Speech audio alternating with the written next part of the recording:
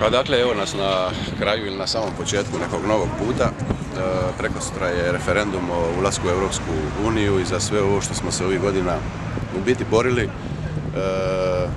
Prekosutra bi trebalo reći da i ja sam siguran da će građani ovoga grada i cijele Šibensko-kninske županije u velikoj većini reći da, mi smo za Europu, jer je to put u bolje sutra, to je put u sigurniju budućnost u svakom smislu, i u gospodarskom, i u društvenom, i u vojnom, i bilo kojem drugom.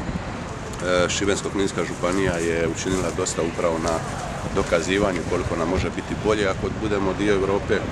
Iskoristili smo do sad preko 40 milijuna eura europskih sredstava iz europskih fondova i siguran sam da ćemo tako nastaviti po ulasku u Europu. Imamo projekte koji su dosta kvalitetni, koji će biti iskorišteni i koji ne bi mogli biti bez takve Europe i bez Europske unije sigurno isfinancirani.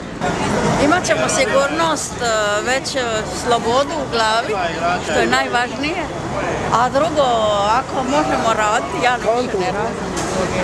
Ali za mlade to je super, super, ne može vam ništa bolje. Tu nam je ništa i tu je, u povijest smo bili uvijek u Europi. Dosta smo vjerovali našim ljudima.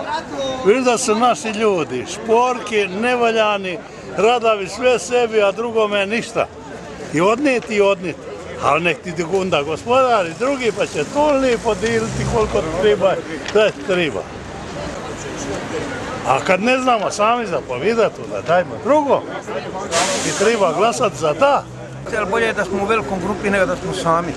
Jer sam čovjek se ne more ugrijati ni u sri lita mu je ladno, a kamala u sri zime ili u sri svita kad je u svitu, pa sam okružen ne može ništa. A mi smo mala zemlja, istrošena i izrabljena i da ne kažemo još nešto drugo i trebamo neku pomoć, ali samo sa svojom pameti i svojom rađom ćemo nešto postići. To je moja poruka.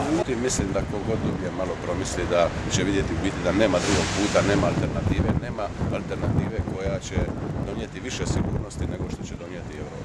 I u tome vidim naravno uspjeh ovoga referenduma i za ukruživanje jedne europske priče i početak jedne nove faze razvoja hrvatskog društva.